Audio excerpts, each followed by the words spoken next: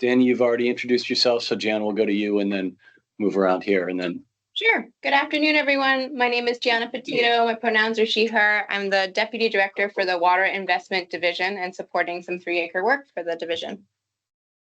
Representative Rob North from Addison 3 in the Environment Committee. I'm Chris Rottler. I'm with the Watershed Planning Program. I'm helping to facilitate the Chapter 1 work group, and my pronouns are he, him. My name is Colleen Miller. I'm on the Clean Water Initiative Program team, and I'm helping out with work groups. Hello, I'm Mary Perchluck. I'm also with the Clean Water Initiative Program, and I've been working with Chris on Chapter 1. Christine Doherty. I'm here on behalf of Green Mountain Water Environment Association. The other hat I wear is the Assistant Director of Public Works in the town of Williston and MS4 community. All right, very good. And Danny, would you mind calling the roll? Just because I don't have the teams up. Yeah, I'll just go alphabetical. Andy Kuster.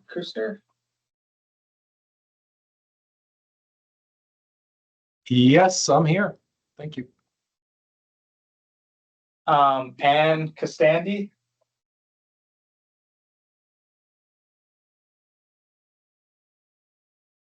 Yes, can you hear me? Yep. Ashley Byerly. Yes, present. Thank you. Brian Bannon.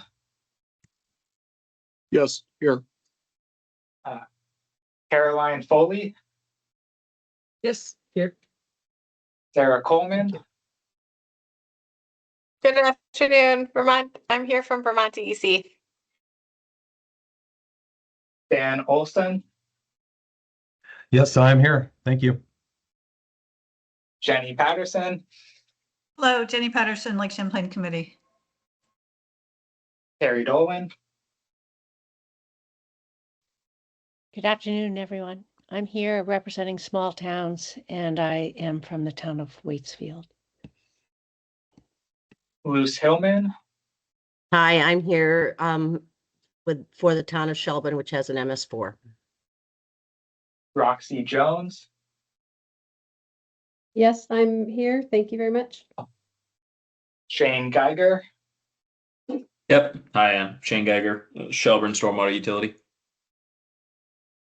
Tyler Marshall. Hi, I'm Tyler Marshall from the city of Essex Junction. And Zach Blodgett. Yep, I'm here from the city of Montpelier. All right.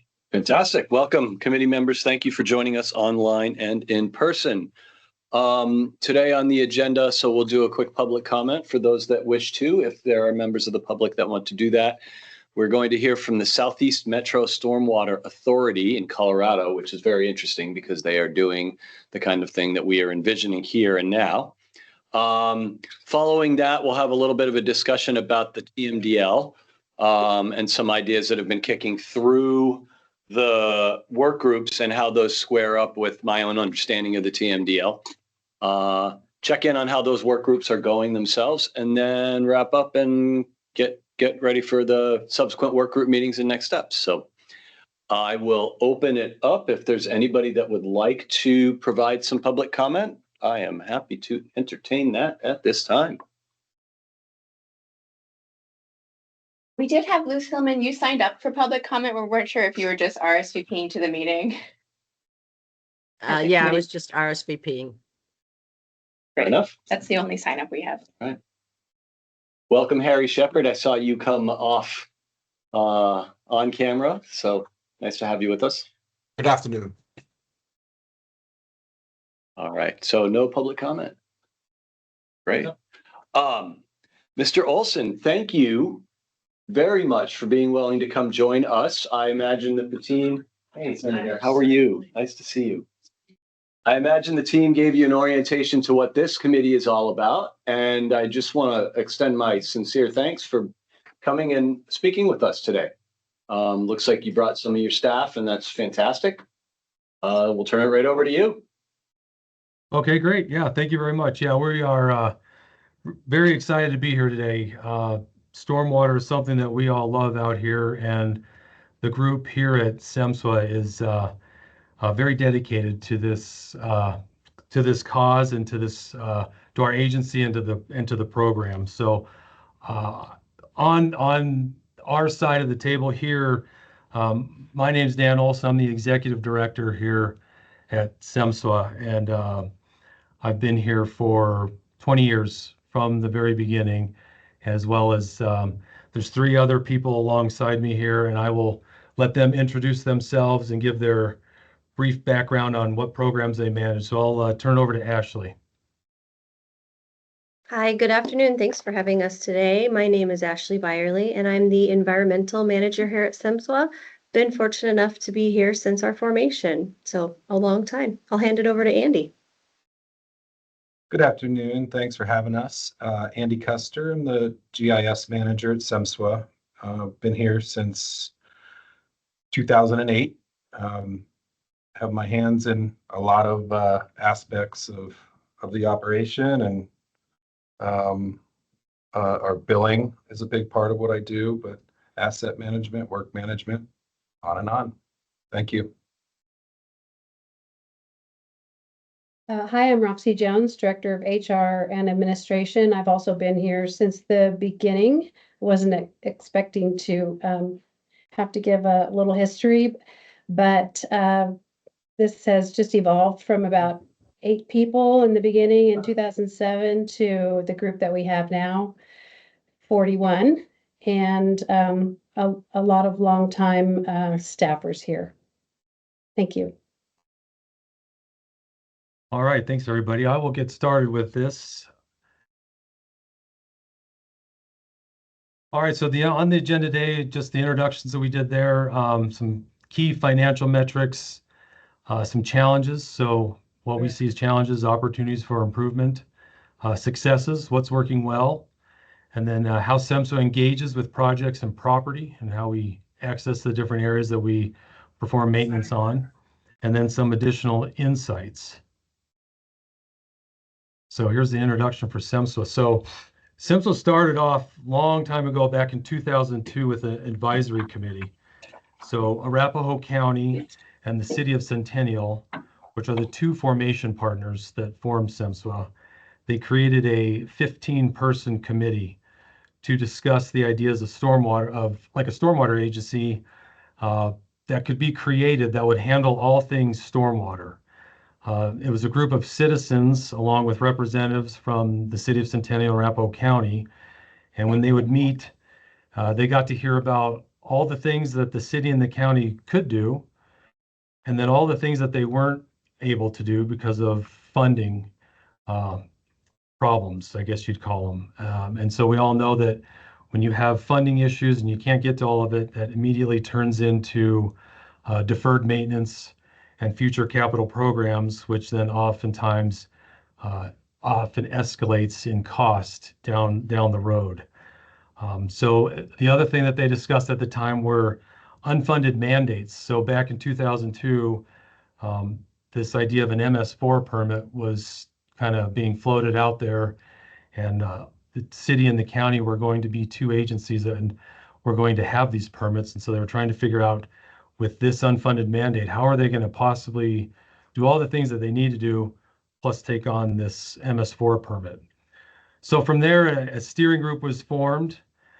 This, with interest expressed from the committee, they began working together to develop a plan that would address the various issues affecting how stormwater was being managed and how it could be managed in the future, given the appropriate funding and the right management style. So this included capital needs, deferred maintenance, potential future maintenance approaches. What could they be doing different? And then how is this MS4 permit, how is that going to fit into all the things that they already did? So once they started getting their hands around that, they hired a consultant and they created or had a cost of service study that was performed. And they wanted to get an idea of how many dollars it was going to take to address what was considered a low level of service at the time, to try and bring that up. They didn't necessarily set a goal of a medium or high level of service, but they knew that they weren't doing enough and they needed to do it better. So they wanted to figure out how much was it going to cost to do that.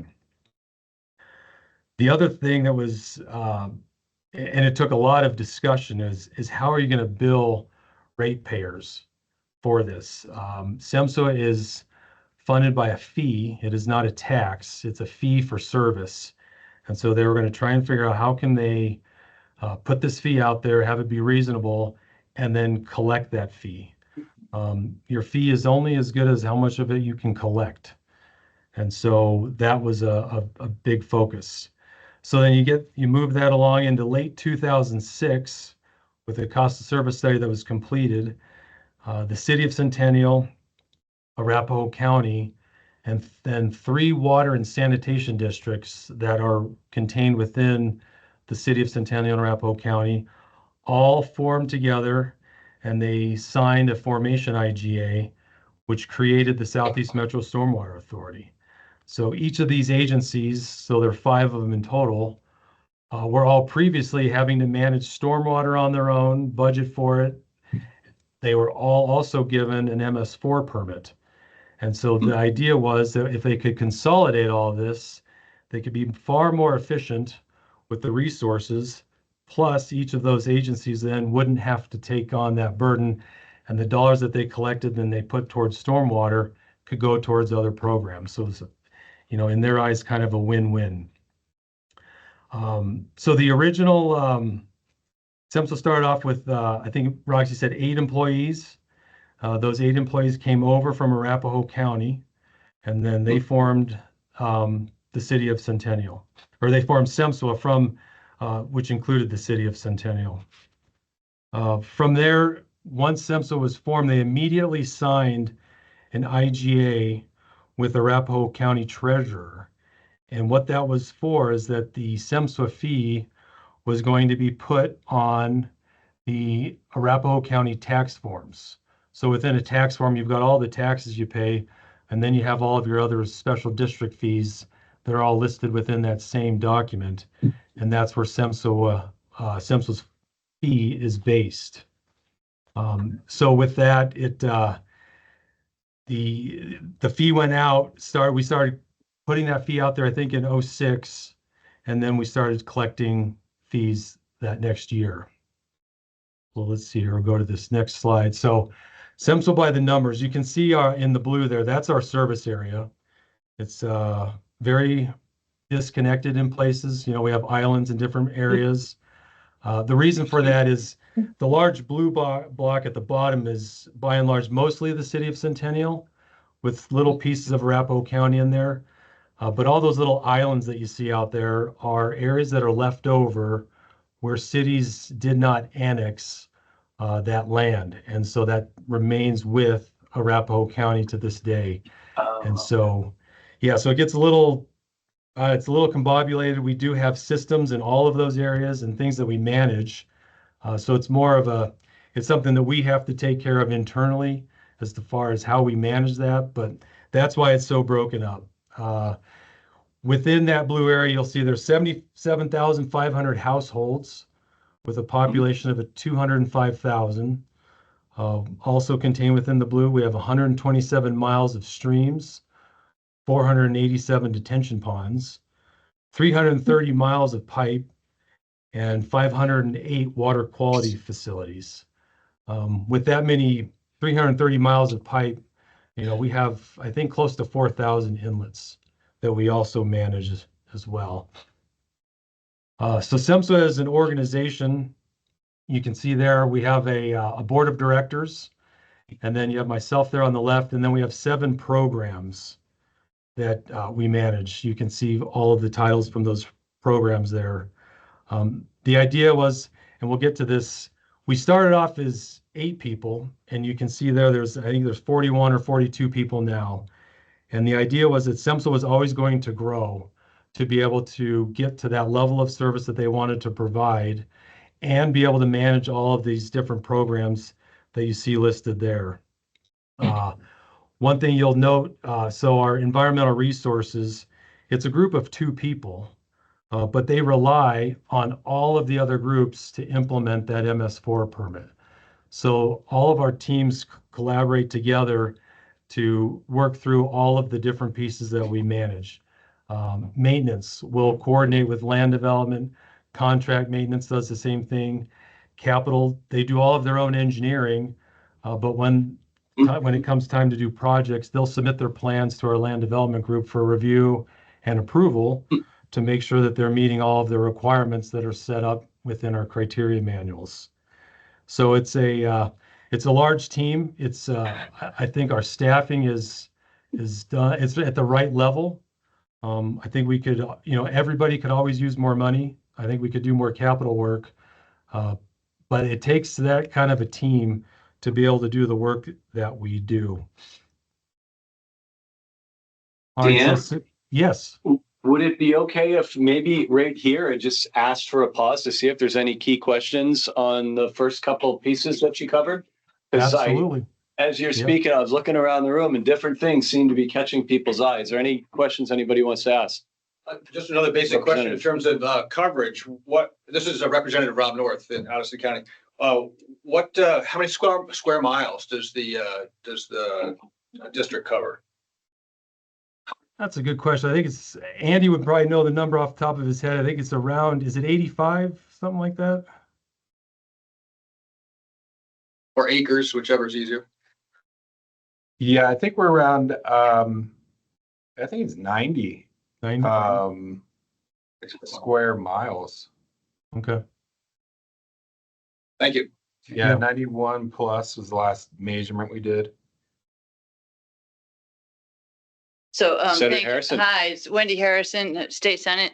So this is very interesting. So are the boundaries of SEMSA, and I guess, sorry, are the town and the district the same boundaries? Are they contiguous? So what you'll see on that map, so you would see, let me go back to the map here. So what you see highlighted in blue there, that is the SEMSA service area. And then within that blue, there's the city of Centennial is like on the, let's call it the western 3/4 of that. So to the left is mostly the city of Centennial. And then the far right, that big blob on the far right, and all of those little islands to the north side, that would be unincorporated Arapahoe County. Okay, so it's unincorporated. And does SEMSA own the facilities? It depends. When we were formed, we did take ownership of, probably 24 properties. The rest of them we manage through easements and agreements with different park and rec districts. Okay, thank you. Sure. Mary Dolan. Thank you and welcome. We greatly appreciate your input here and your assistance. My question is, and maybe it will come later in your presentation, so feel free to ask that I defer my question, but I find it very interesting that you identified miles of stream and that you have a floodplain program that's part of your land development master planning and floodplain work, which I know a few years ago, Colorado was hit hard with flooding. And I think we too in Vermont are vulnerable. The most common natural disaster in Vermont is flooding. So I find it really interesting and intriguing to see how you focus or have incorporated a part of your work at looking at floodplain management and potentially in recognition of stormwater's contribution to flooding, but also the green infrastructure values that help to manage stormwater generally. So if you could, at some point in your presentation, comment about the natural infrastructure and its value in your work. Sure. Yeah. One of our main focuses, and this is true from day one, is channel stabilization. So the western 3/4 of the map that you see there is very urban. There's a lot of dense housing and commercial properties. And so with that, over the years prior to SEMSA's formation, the developers, for all the great things they do, they developed right up to the creek's edge, if you will, right up to that floodplain line, even to the point of remapping some of those to make sure that their developments would work the way they envisioned. So with that, when you get that urbanization, you get that concentration of flow through those channels, and it degrades them, and at times, fairly quickly. And so one of SEMSWA's main focuses is restabilizing channels. And so we have our CIP group to date has spent, it's probably close to $85 to $90 million in channel stabilization. And so they come in and and we'll get into some of this, but we have inspections and we have different people that go out and take surveys and look at all the channels and look for those hot spots, if you will. Where does SEMSWA need to be next? And so then once those are identified through different programs, and we have a 5-year and a 10-year CIP outlook, we start planning for channel stabilizations to address that erosion and the water quality and the safety. And it's one of those things. And there's a little story I'll tell about Cherry Creek Reservoir, which is the center blue reservoir that's in the middle there with the green around it. It's very sandy. On the west part of, the west part of our service area, we have very sandy soils that have phosphorus and nitrogen and all these pollutants that are connected to the soils. And so one of our missions is to stabilize these channels so that we don't get that degradation of the channel and then subsequently the sediment flowing downstream, causing, in this case for Cherry Creek, algae blooms and different things out in the reservoir. So it's one of our main focuses is channel stabilization and water quality, and we kind of see those two things as the same. If we're able to lock that channel in to a certain area and have it be stable, then we're improving the water quality at that same time. And while we're doing those projects, depending on the scope of that particular project, we'll go as far as to do clomers and loamers through FEMA to make sure that we're getting that floodplain mapped appropriately and that it becomes official when we are done. Thank you. Let's take I a appreciate that. couple. Yeah, very interesting. Let's take a couple more questions, then we'll let you move on, just to make sure we get through. So Luz, I think you're up. Yes, I just want to be sure here that I understand this. Your area, you don't go by watershed area. Is that correct? Yeah, that is correct. We go by political boundaries. So City of Centennial, Arapahoe County. So yep. What you'll see there, we kind of are at the bottom when you're near Cherry Creek Reservoir, but we're in the middle of the other basins. So to the south of us it's a couple thousand feet higher than we are, and it flows down through our area. We take care of what we need to take care of, and then our flows keep going, and eventually they end up in the South Platte River. Okay, thank you. Representative North, and then we'll go forward. Okay, yeah, back to Representative North. You had mentioned dealing with unfunded mandates toward the beginning. So what types of unfunded mandates did you have, and how did you manage to satisfy those and fund them by organizing into a stormwater authority? Sure. I think the single largest one was the MS4 permit. Prior to SEMSWA, the county had just gotten an MS4 permit. And so hearing, back in the day when people were learning from the state of Colorado what this MS4 permit entailed, it was one of these things that was being started off at the EPA. They handed it down to the state, and then the state handed that down to all the municipalities, and they did that based on population size. And so here in Colorado, and it's changed over the years, and Ashley's the expert on this, they did it based on population. And so I think it was populations in excess of 100,000 people. We're going to have a phase 1 MS4 permit, and then people less than 100,000 down to somewhere around 50,000 or 20,000, something like that. they would have a phase 2 MS4 permit. And so within that MS4 permit, there are, at the time, I think there were 6 program areas that were going to have to be managed through education and outreach and illicit discharge detection and elimination. You would have to inspect construction sites during construction. You'd have to create post-construction water quality control measures. So all of these things were adding up, and they were hearing about all of this stuff that was going to be brand new. Colorado didn't have anything like this, and certainly not Arapahoe County or the city of Centennial. And so they were trying to figure out, how are we going to be able to be compliant with that permit and still be able to do all of the things that they want to do as far as allowing development to occur, but keeping in mind that we're going to have to do that in a different way with water quality in mind.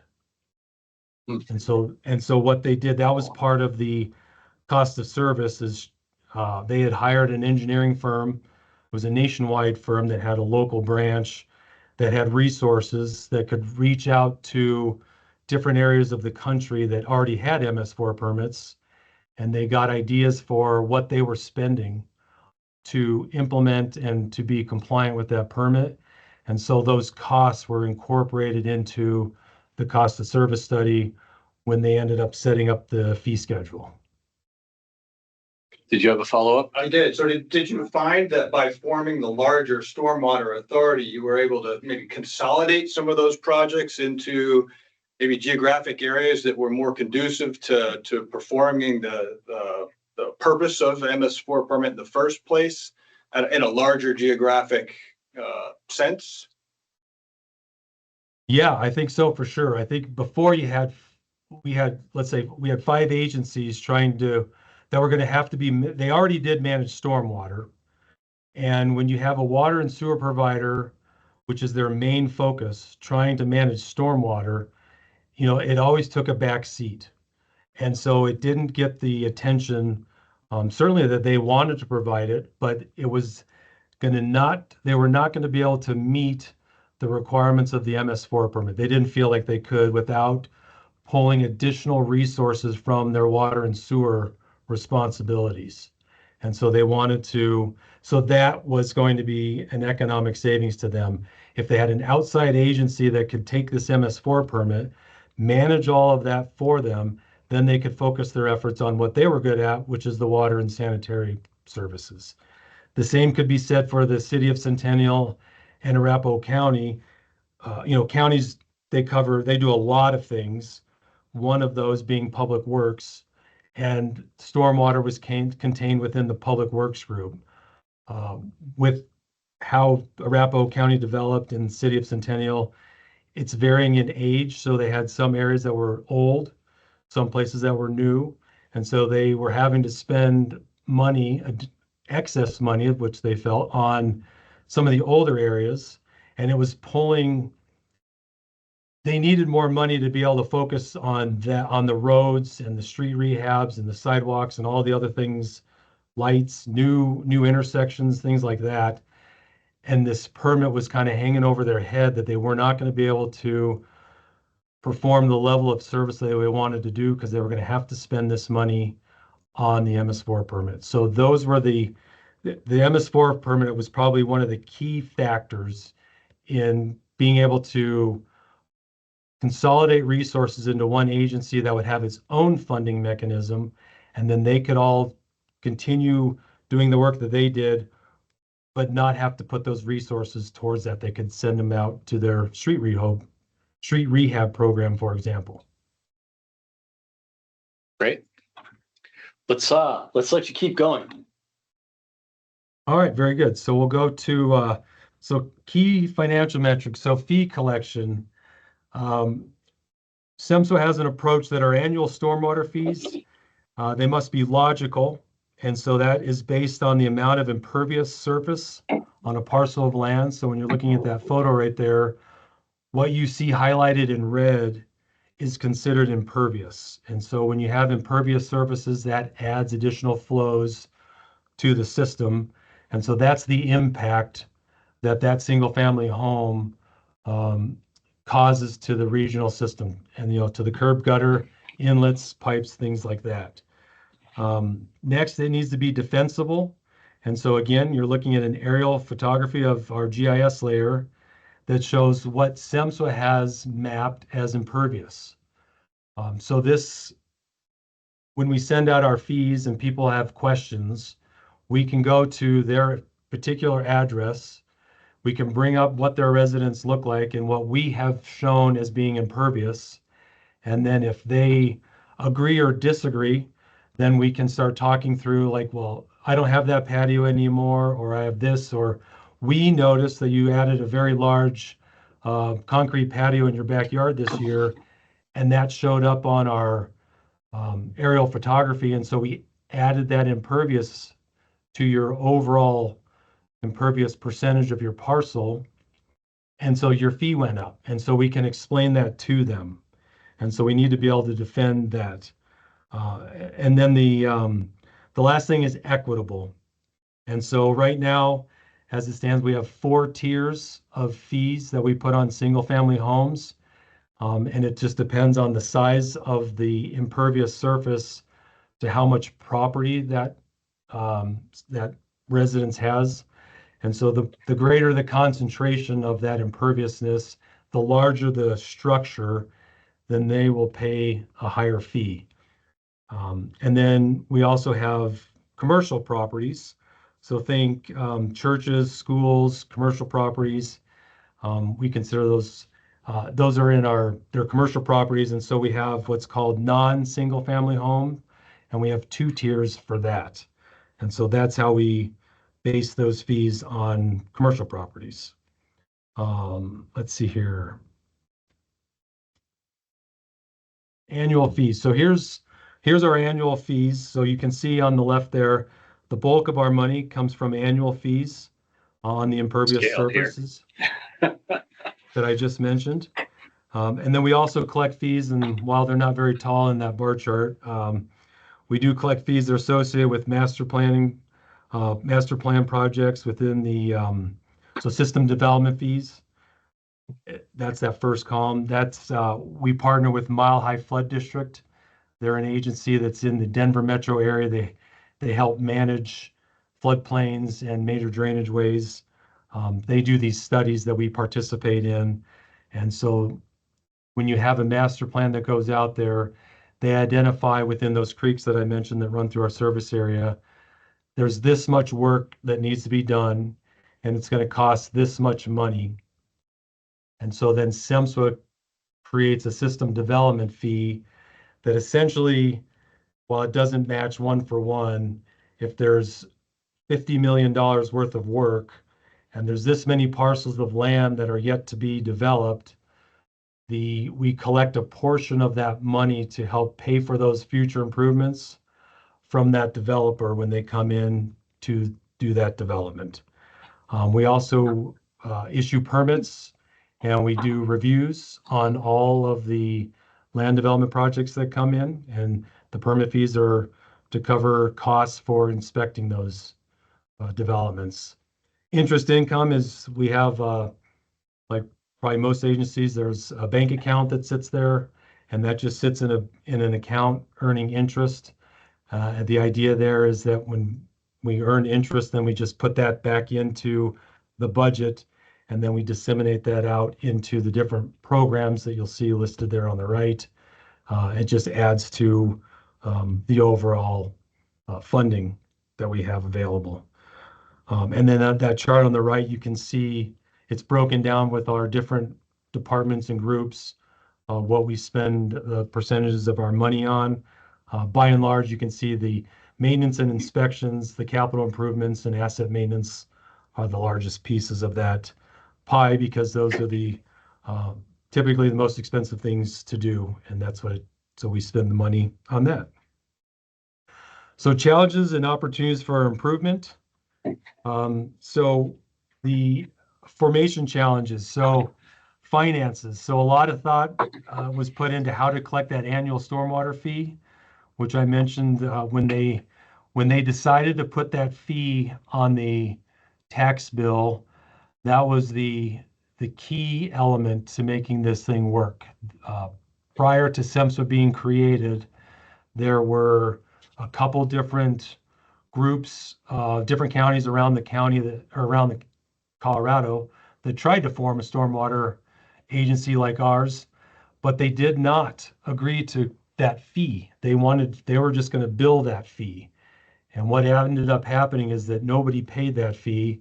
It became really expensive to try and collect it. And in the long run, those agencies ceased to exist today. And so what has happened since SEMSA was formed is you'll see different cities around Colorado. Think of Denver, Aurora, Colorado Springs. Those are some of the bigger cities around Colorado. They all now charge their own stormwater fee. They do it through their utility departments. Oftentimes it's part of their water and sewer providers. They'll have their water fee, but then they also throw in their stormwater fee. And so that has evolved in the last 20 years where they didn't have those, and now they do. Again, it all goes back to the need for being compliant with that MS4 permit, trying to bring up the water quality in the area, and then knowing that Denver has become so urbanized that these channels need maintenance and the storm sewer system needs maintenance.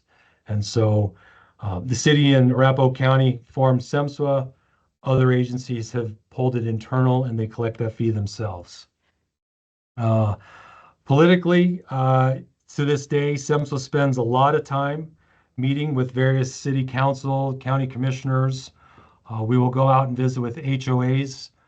We have one here I think it's next week. We're going to go out and meet with essentially it's all of the HOAs that are contained within the city of Centennial. They all meet together. And so SEMSWA is going to go out to that and do something similar, explain what does SEMSWA do and what are all the things that we provide for the fee that we collect. And then at that point, we also seek input from the residents that pay our fee. We are very transparent here. We don't do things perfectly, but we certainly strive to do them the best that we can. And so we certainly do seek input from the public as to what we could be doing better and what we could be doing more of. Let's see, redundancy. Inevitably, when you set up an agency like ours, Arapahoe County and the city of Centennial and the three water and sand districts used to do exactly what we do. And so there's overlap, and it can be difficult to branch off and I'll speak from the city and the county's perspective. All of a sudden they get to just ignore stormwater. They don't have to review the inlets. They don't have to review pipe capacities. That's something that SEMSWA now does. And so it took a lot of time to, let's say, back them off from that review, because that's the reason SEMSWA was formed. And so we have weekly meetings with Arapahoe County and quarterly meetings with the city of Centennial to make sure that we're all still staying in our lane and that we're all doing the things that we are supposed to be doing. And when there are questions, we have different projects coming in. One exciting one right now is we have a National Women's Soccer League. They're getting ready to kick off here in the spring. They're going to start playing professional soccer, women's professional soccer, temporarily here in Centennial, and then eventually they're going to move their permanent stadium to Denver. But that's been a challenging project because of the fast track that it was on. But we got to make sure that we do what we do, and that the city's making sure that they do all of the planning, all of the planning, all the buildings meet all of the criteria for what they want it to look like. And at the same time, while they're doing that, it all still meets the MS4 permit, and our stormwater system can handle that. So there's a lot of coordination that goes along. Inevitably, even 20 years into this, we're still finding redundancy and we're having to realign certain responsibilities. Outreach, when it comes to communicating what SEMSWA does and how we fit into the development world, it's unique. Oftentimes when a developer comes in to develop a piece of property, they're working with a public works group or a planning group.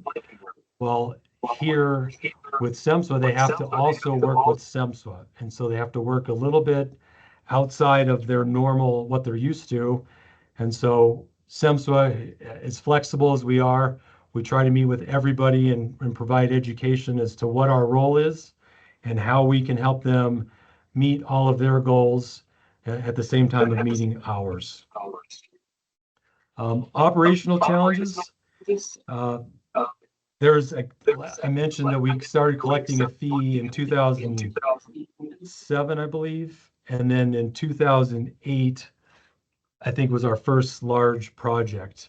And so what we did is we collected, or we were able to we procured a loan from Arapahoe County that was going to buy us some time until we could start our own projects. Am I coming through okay? I saw a note pop up. Okay. You're coming through great. We were just getting muted, not sure why. Please continue. Okay, sure. Yeah, so when SEMSWA started, we started collecting fees, but we didn't have enough to do projects. So we took out a loan from Arapahoe County. And what that loan did was it helped us, one, pay for staff early on. And then also what it allowed us to do was to go out, and we had two key projects that were key, and they were used as an example as to why an agency like SEMSWA needed to be formed. And so we borrowed money to be able to go and construct those two projects. And the idea there was we wanted to make sure that our partners and the public saw that the Stormwater Authority was a viable agency and that it was worthwhile. And so we ended up building the two projects were a dual cell box culvert in a major drainage way. I think the box culverts were around 600 feet long, and they crossed a 4-lane arterial roadway. Prior to this, that was, I think these box culverts they're 8x10s, 2 cells of those. It was fed by a 48-inch corrugated metal pipe that had already caved in twice. And so what would happen is this was on a major creek. The road would overtop, and so the roadway became a floodway. And we had cars floating, moving all over the place. It was very dangerous, and this was like the key project we needed to get done. The second one was in a different part of town, same idea. It was a major drainage way, but instead of having a pipe, it was what's called a ford crossing. So you would just drive down kind of through the creek and then back up the other side. And we had a mail truck and a vehicle, private citizen, tried to cross the flows when they were about 6 to 8 inches deep of water, and they ended up floating downstream. And so those were two key projects that were highlighted that needed to be done. And we felt it prudent to take out a loan large enough to be able to build those two projects, which is exactly what we did. And so, when you talk to the residents in those areas, certainly on the Ford crossing, it was their first time in their neighborhood that, they were part of the big city, if you will, because they're kind of ranchettes where they were single family homes sitting on 2.5-acre lots with horses. And so now they have it's a double span concrete bridge structure that's about 12 feet in the air, floodplains contained under the road, and it worked out great. And so those are two real key highlights that really put us on the map to let the public know that there's this agency that was formed. Yes, you're going to be paying a fee for it, but look at the things that they can do, and then just wait in the future.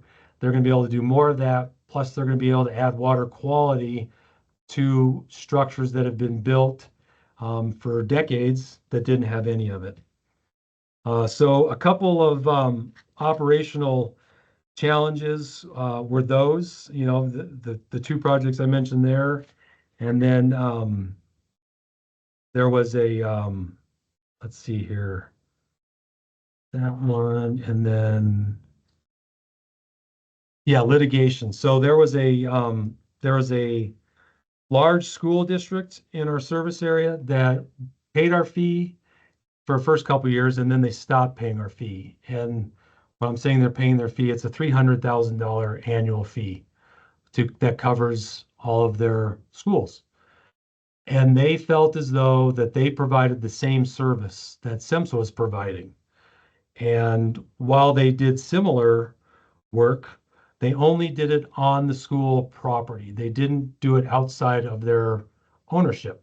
And that's where SEMSA came in. They would do whatever they did, but then their system fed into ours, and then we became responsible for it until it went down into the creek. So when they stopped paying their fees, SEMSA did not agree with that decision, and so we took them to court and had a court case with the attorneys arguing in front of a judge, and then got a ruling back from the judge in our favor that said, while we recognize that you do elements of what SEMSA does on your property, SEMSA is a regional stormwater authority, and they have responsibilities outside of what you guys do for the greater public. And so we got that ruling in our favor. And so that was one of the, that was key to us being able to keep going. And now we have since collected that fee. All right, so what's going well? Let me stop you. There's a couple of sure. questions and, oh, thank you, Gianna, Danny. So let me, there's a couple of questions. One is mine. I staged it in the chat there, but you had mentioned, essentially getting a loan for startup. Yes. Makes perfect sense. Did you do that through the State Revolving Loan Fund? The Colorado State Revolving Loan Fund for clean water? No, that was a loan that was taken directly from Arapahoe County. So they had funds available in their coffers, and they made that available to us.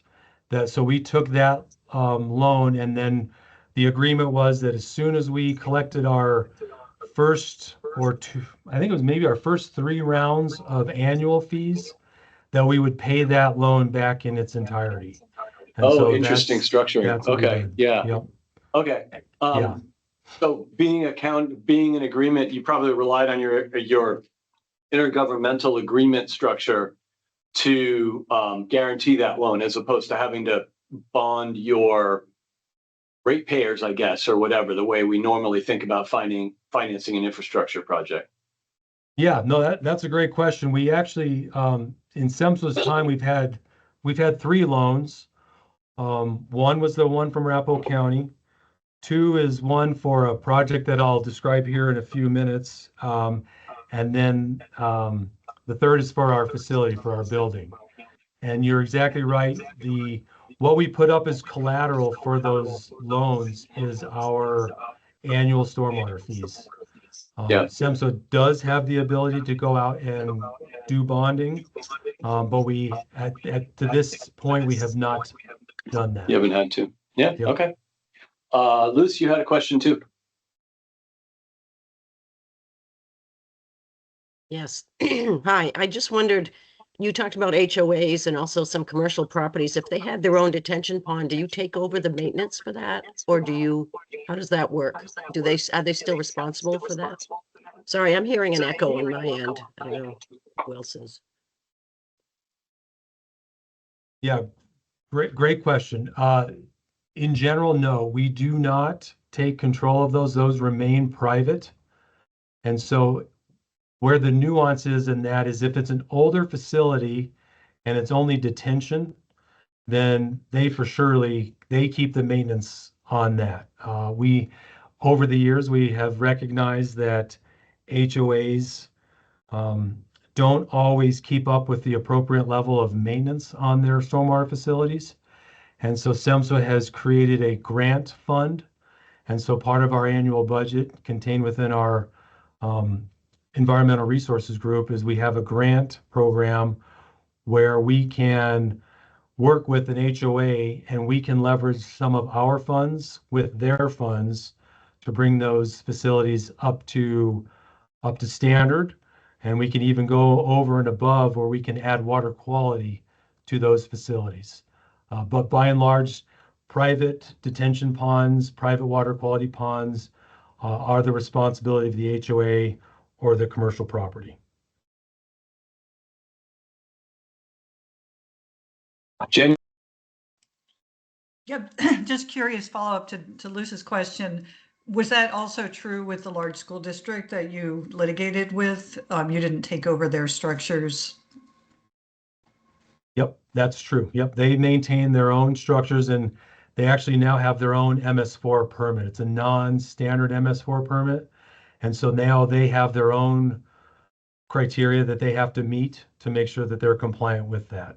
We do have a role in the sense that they do outfall into our system. So we make sure that they're doing what they need to do and then that our system is able to take those flows once it's met their water quality standards. Senator Harrison. Thank you. So in the example of the school, if they reduced their impervious or put in these other mechanisms so that they did not generate offsite stormwater at all, this is just a hypothetical, would you still charge them? And I think it is totally reasonable to charge them for at least a base amount to support the system. But is there any charge that you have that relates directly to the quantity of stormwater generated by the property?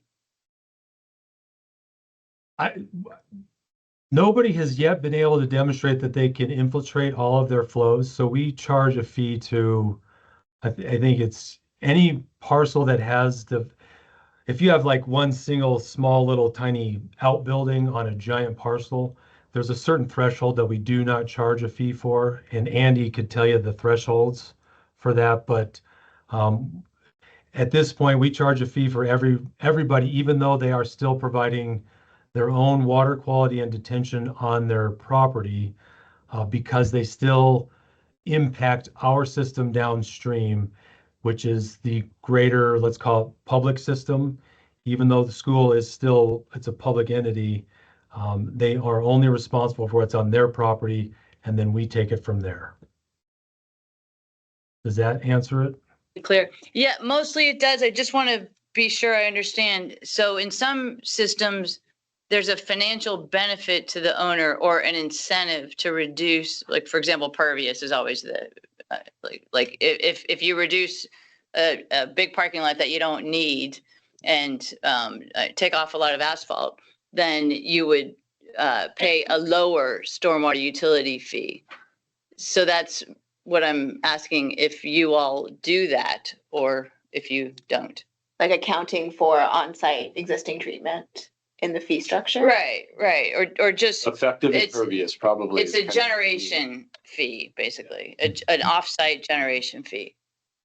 Yeah, I guess I would ask Andy or Ashley if you have input on that. Yeah, I can chime in. I mean, that's inherent in the methodology of impervious mapping. So yes, if they reduce impervious, their fee goes down.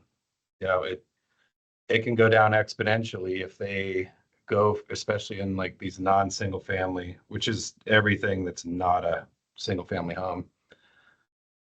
If they bump down a tier rate, that can be quite the savings for them. It doesn't happen very often, sort of this de-development or removal of impervious.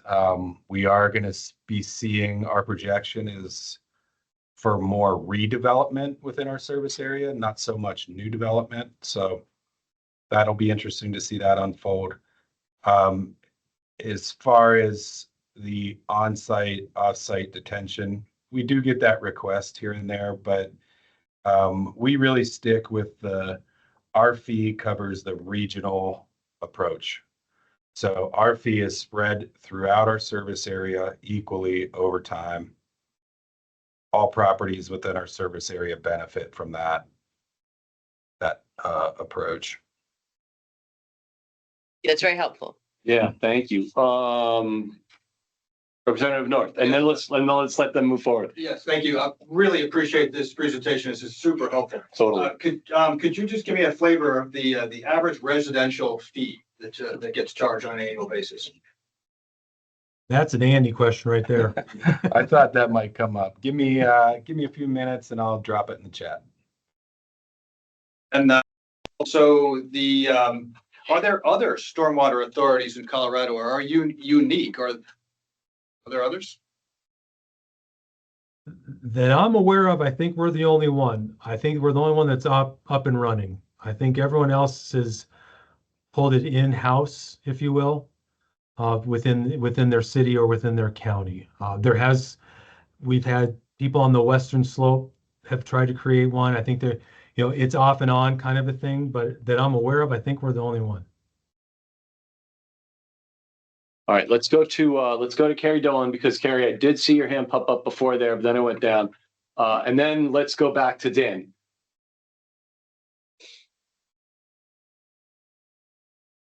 And I think you're muted, Carrie. Excuse me. Thank you. And perhaps you referred or had mentioned about scheduling of projects. Since this is a fee for services, I presume that there's a schedule over time to show that kind of capital investment for the projects that would fall under your purview. Yeah, so we have a history of all of the projects that we have done to date. Based on our population, it's a 60-40 split.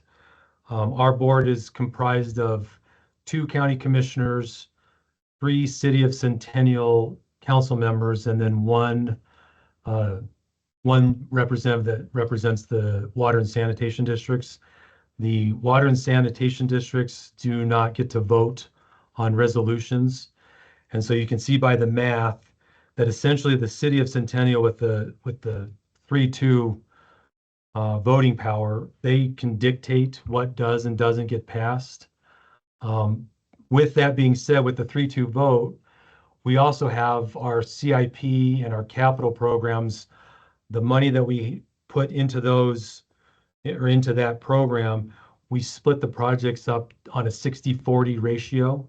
So the fees that we collect and that are put into that group, we spend 60% of the money within the City of Centennial and 40% into Arapahoe County.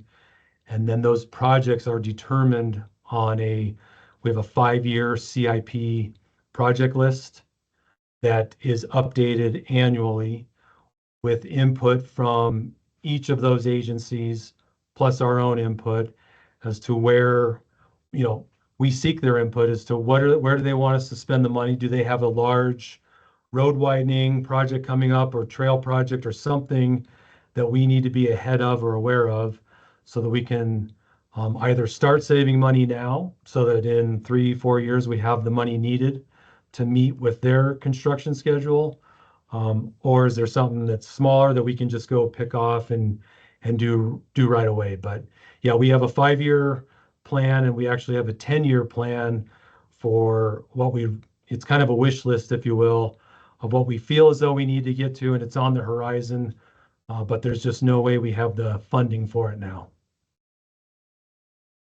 Thank you. Great. All right, carry on, please. Sure. All right. So success is what's working well. Board composition, like I just mentioned, our board is very engaged with the mission of SEMSA. As is the nature of elected officials, there is turnover, every 4 years if someone doesn't get reelected, or I think in Arapahoe County's case, the county commissioners can serve up to 12 years. City of Centennial can serve up to 8. And so SEMSA's been around for going on 20 years now. There's turnover. And so it allows us to have interactions with those new members. We have a very robust orientation program. Stormwater and what SEMSA is very unique, and it can get quite complicated to an elected official who, may have never even thought of stormwater 1 minute in their life. And now they're on a board responsible for, approving a budget and voting for projects to be constructed. And so we have a very transparent and robust orientation program. Finances, having our fee listed on the county tax statements allows for essentially a 100% collection rate. While we may not collect those fees in that year, it gets somewhat complicated, but the fees that weren't paid, they get sent back to SEMSWA. Andy re-certifies them, and then they go back to the county, and then it gets listed in a tax sale, and then eventually it could be 2 years later, but we do collect that fee ultimately, albeit not in the same calendar year, but down the road. So we essentially collect 100% of our fees that go out there, and so that is very much a positive. It allows us to budget accordingly and very accurately. Like I mentioned, our fee method are the logical, defensible, and equitable. I think while residents may be questioning or upset or whatever, I think by and large, once we have the ability to sit down and talk to them and show them and explain exactly what that fee is going for and why they're being charged the fee they're being charged, in general, we get really good buy-in from the residents and the ratepayers. Operational certainty was key. So I mentioned the cost of service study that was done. So that was done by one engineering firm, and then that study was then sent out to a third-party independent firm to see if, hey, was their methodology correct? Do you see any holes in their methodology? And so when they did that, the second firm that evaluated the initial cost of service study came back with, they said, this is great, this looks really viable, and this is something that you could defend, and it's very much needed. And so that was really key to having SEMSWA be confident and certain that it was going to work. Another thing that we agreed to was having a very detailed mapping system. So when SEMSWA first started, we hired, I think it was 6 interns with GPS systems and a whole lot of legwork, and they went out and they mapped the entire system. So they pulled every single manhole, every inlet lid. They got sizing of all of the pipes and put that into a GIS map that is very accurate. And I'm glad that we did that, because as the years have gone by, and you have 811 now where you have to call before you dig, SEMSWA is part of that program. And so we actually hire a outside locating service. So when people call in for locates, just like they would with a water or with a dry utility like phones and internet and all that kind of thing, SEMS was part of that team. We have a consultant that goes out and locates our system for them using that GIS and that mapping system that we have. So our mapping system is top notch, and we get complimented on it routinely. We take pride in it to the point that even before developments are done being constructed, we send out our maintenance team who has a camera, and we go and we camera the entire system. And then we also, as part of Andy's group, send out one of our GIS personnel, and they have GPS systems, and they will go and they will map all of that system so that it's ready to go. Once that project's done, as-built are completed and checked and agreed upon, then it's incorporated into our map and it becomes current, so that it's, one, we know what's going on out there, and two, if we get a call for a locate, we can go out and locate that just at almost the exact time that project is finished being constructed. Let's see, permit transfer. So I talked about that MS4 permit. As it turns out, so there were 5 permits available when SEMSWA was created. We got 4 out of the 5. So we took that as hey, good job. We got 4 out of 5. Arapahoe County, it is what it is. They had a county attorney at the time. This was 17 years ago now. thought that they could not transfer their permit to SIMSA. They wanted to keep that permit under their purview. But what they did instead is we created a series of IGAs, memorandums of understandings, SOPs, so standard operating procedures. So we use those mechanisms to essentially manage all of their permit programs. So we do all of it for them. We just don't have their permit. But we do have all of the responsibility for their infrastructure that's in their rights of way, and whatever regional ponds that we have that are in Arapahoe County are ours for. We don't own them, but we manage them. So that's that. And then I think one of the questions was, how does SEMSWA engage with projects and properties? So I think on the next slide, you can see these are the different areas that, what we comprise is our, floodplain capital, MS4, maintenance, and community development. Those are all the things that we manage for everybody. And so when you go to project strategy, when SEMSWA was getting started, there was a desire, like I mentioned, to implement those 2 projects, which we did. Those were used in the, let's call it the sale of having the need for SEMSWA. And so we wanted to make sure that we were able to get those 2 jobs done. And so we accelerated the implementation of those key projects. And so while that was going on, that was when SEMSWA then headed out into the field and started doing our own inventory. We did our own inspections, and we came up with our own 5-year CIP list that was done within the first, I think it was around 6 months to a year, where we put that together and then put dollars behind those.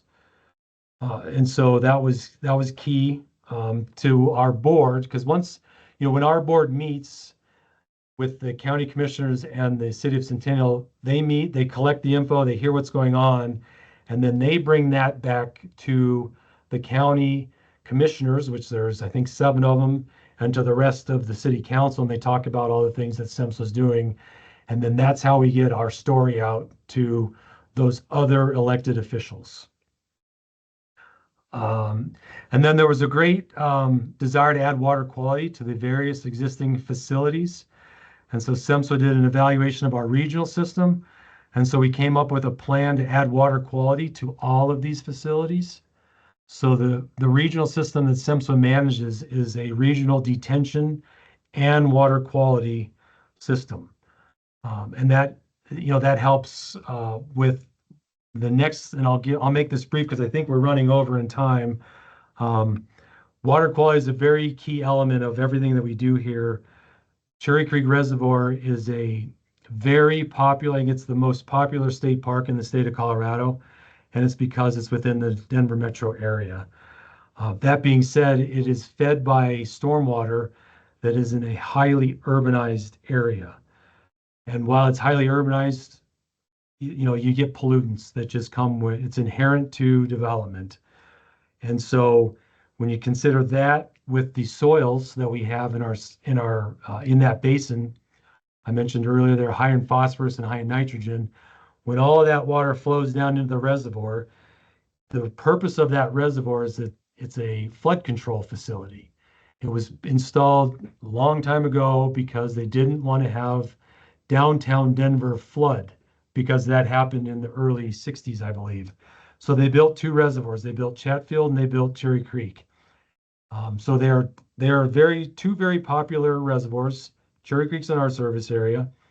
One of the things we noticed when we were out doing inspections, and we heard this from the residents, with the sandy soils and the urbanization of upstream development, so in the city of Aurora, as it is, they were developing faster than we were. All of this new flow was coming down Piney Creek, and it was eroding at such a rate that we were losing 20 to 30 feet of a channel embankment a year from this new impervious surface. And so SEMSWA took it upon themselves to take out, of the 3 loans, this is one of them. We took out a $7 million loan to go and stabilize, I think it was around a mile of channel that we needed to get done, because if we didn't, the next thing we were going to have is homes and roads falling into the drainage way. And so rather than doing, let's call it 7 small projects, we went and did it all at once. That way we're in there one time, one mobilization, one inconvenience for the residents. And so we went and stabilized that entire area at one time and put up our future annual stormwater fees as the collateral. And so working with a bank out here, they kind of worked outside their normal box, and we were able to get that accomplished. The other thing, I think property access, property transfers, we did take over several properties. I think we own roughly 25 properties now. Those include everything from drainage ways to open spaces that have a drainage way through them. And then we became an assignee from Arapahoe County and the city of Centennial. So when it previously mentioned anywhere where it says Arapahoe County may access this property, that also means SEMSWA. And the same goes for the city of Centennial. Since we do now review and approve our own as part of the land development review process, we get easements over all of the drainage ways and all of our storm sewer system in new development. And then other agreements, and we have kind of handshake agreements that with water providers. So I think I saw a couple of questions come up. If now you wanted to do that, I'm just about done. If however you wanted to do it. Check with the committee members on a time check and addenda tech. I find this completely compelling and would like to spend some more time, if Dan, you and your team have the time, as opposed to kind of being locked to the timing on the agenda. Is that good? I'm seeing nods. Yep. Yes, I'm seeing nods around. Okay, great. Mr. Rotler, why don't you go ahead and ask your question, but I might modify it a little bit once you've asked it. Well, then you can ask it. All right. It's just a more nuanced flavor of the question you're asking. So Chris in the chat is asking if the area is under a phosphorus TMDL. And I think what I would say differently, you've mentioned water quality a number of times. So do you create and account for nutrient reductions that are booked against the Cherry Creek or the Cherry Creek Reservoir TMDL? I will let Ashley answer that. She's our resident expert on that. We are not yet under a phosphorus TMDL, but we will be in the next year. So we might have you all come present to us on TMDL experience. Well, so Ashley, just to put a flavor around it, one of the things that this committee is struggling with is how to incorporate about 8,000 properties that are essentially residually designated under a large geography TMDL. And so it's just like this patchwork all over the landscape of small properties that are in because of a certain set of fact patterns. So I was just curious if you are providing that service yet, but you will be. So Not yet, but we will be. Yes. You keep us posted, we'll keep you posted. did that? Yeah, great. Thank you, Chris. So let's go to Carrie Dolan. Thank you. I'm very intrigued by a great presentation, and I think you got all of us really excited about this, your approach, and kudos for this work. And in particular, the confidence you have given the public about the services that they are receiving from your work. So I applaud that. You had mentioned that you anticipate a number of projects coming down the pike with respect to redevelopment, which I think poses in my mind an opportunity to start looking at impervious cover from a redevelopment perspective. And that could lead to some really interesting redevelopments to perhaps incentivize the reduction of impervious. And at the same time, you also mentioned that your priority up front was to address the bank instabilities caused by the combination of the stormwater and these type of soils and the nutrient pollution bound to those soils. the latter appeared in my mind more of fixing the outcome or the impact as opposed to addressing the contributions that were causing that instability, and hence why we see, your work is long term in terms of addressing the stormwater controls. But I think when you start thinking about both the redevelopment and the need to be thinking about strategic ways to achieve greater water quality with your stormwater controls, what comes to mind is the opportunity for green infrastructure to encourage more infiltration, to avoid some of that. Once you start accumulating volume of water, you then have to manage its flow, manage its detention, manage its infiltration.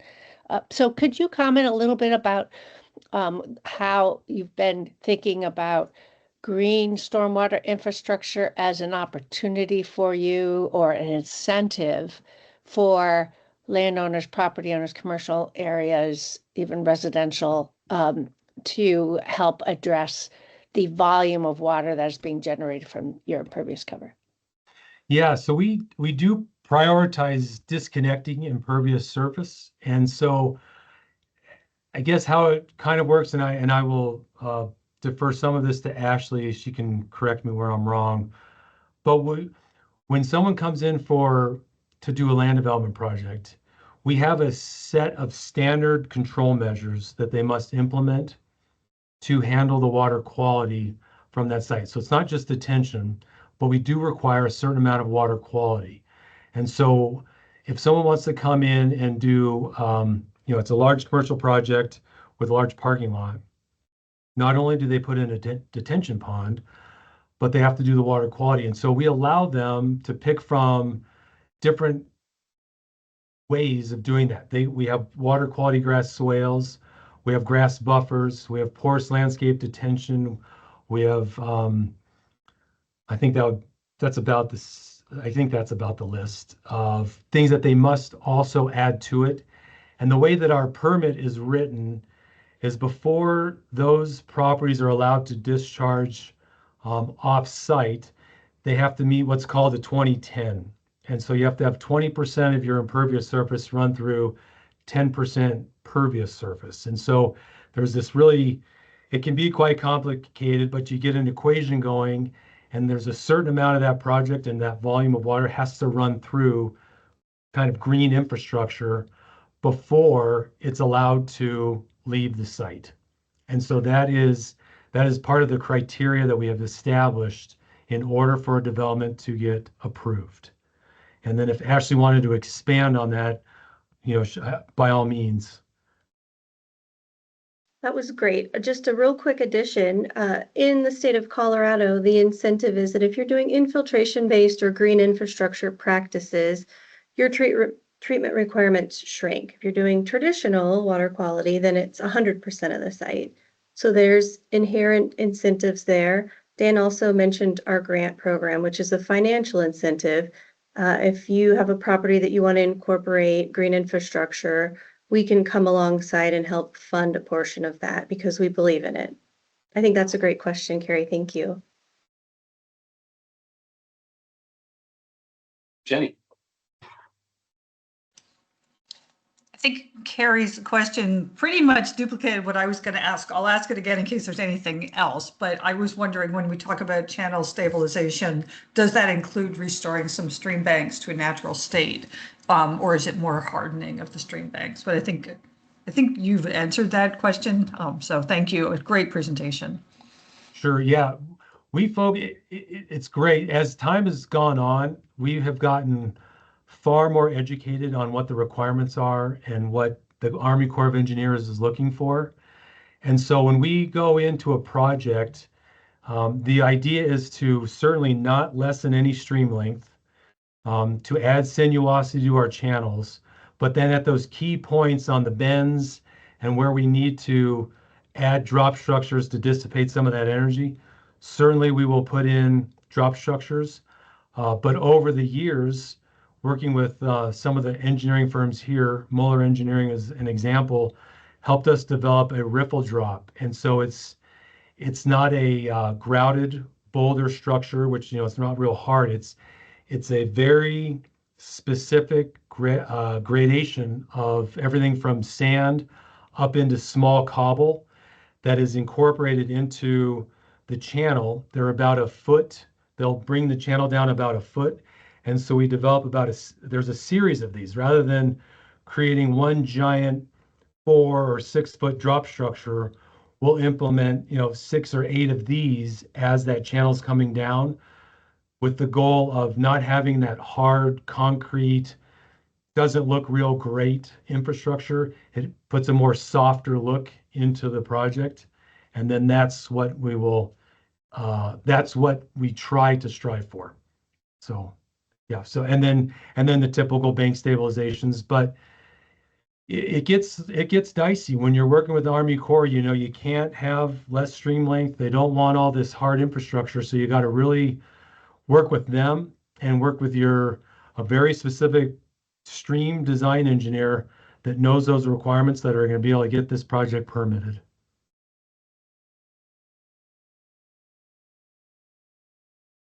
Anything else in your slide deck, Dan?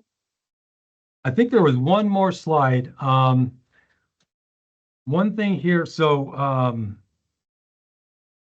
one of the biggest keys of our success is through interactions with our board members. So like I mentioned, we have the robust orientation program. I think being open and honest, it's been a philosophy since I've been here that you can't pull the shade down over people. You got to be upfront. They're charging a fee. People expect a level of service, and you have to be able to demonstrate that what you're doing is worthwhile and that it's for the greater good. People will complain that, my house is way over here. It's at the top of the hill. I don't contribute to that problem. But what does contribute to the impact is the street leading up to their house. And they drive on the streets and over the box culverts and the pipe culverts that are conveying those major drainage ways. That all takes somebody to maintain that. So that while they may not feel it on their day-to-day basis, them being able to go to work or to the grocery store and back home, or their kids being able to go to school and come back home, that's this regional approach that has helped SEMSWID be able to do what they've been able to do and get buy-in. Persevere. Even to this day, 20 years into this, you still got to stay strong. You got to be committed to the mission and what you're trying to do. And, we have a great team here that we take every opportunity to educate our staff as to what we're doing and why we're doing it, so that when they're out, our maintenance guys, they have interactions with the public almost on a daily basis.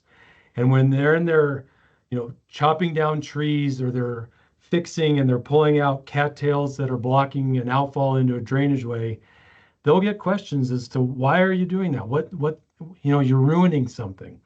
And so we take one of our key pieces is educating our own staff so that they can have interactions with the public and not disseminate wrong information. And then also give them the out. If they don't feel comfortable asking that particular question, they can always bring that back to the management staff here or myself to help talk that through with the public. Prioritizing projects is key. I've mentioned we have the 5 and the 10-year outlooks. You have to stay ahead of this. We don't have the funds necessary to go build everything at once. And so we build projects. We'll start saving 5 years in advance to go out and build a project 5 years in the future. What we have come across more recently with the economy is that construction materials have gotten incredibly expensive. It's not cheap to buy concrete and rebar and riprap. That's all gone up exponentially. And so you really have to forecast those costs. And so we are right now in the middle of a cost of service study, one very similar to one that was done when SEMS was created. We're doing a deep dive right now to make sure that we are aligning ourselves with the the needs of not only our infrastructure, but the expectations of the public. And so we are trying to forecast fees.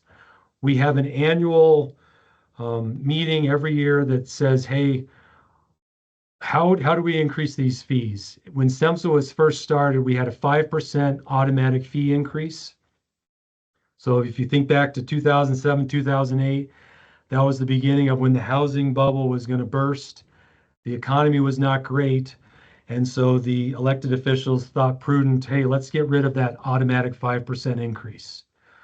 Well, what that did was when they were forecasting our during the cost of service, if we were going to collect this much money with a 5% annual growth on top of that, plus the investment, that creates a line that shows where your money's going to be. Well, chop off 5% for 3 years. And now what that's done is that has extended that chart. So instead of being at $10 million in 3 years, it's going to be at $10 million in, 5 years, 6 years.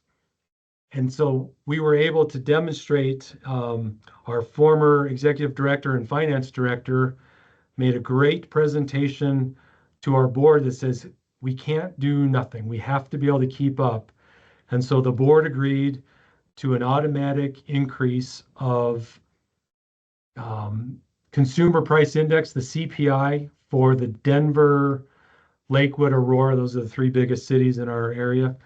You take that, whatever the CPI is for that year, combine it with the 2 previous years to get an average, and then that's our annual increase that goes out every year.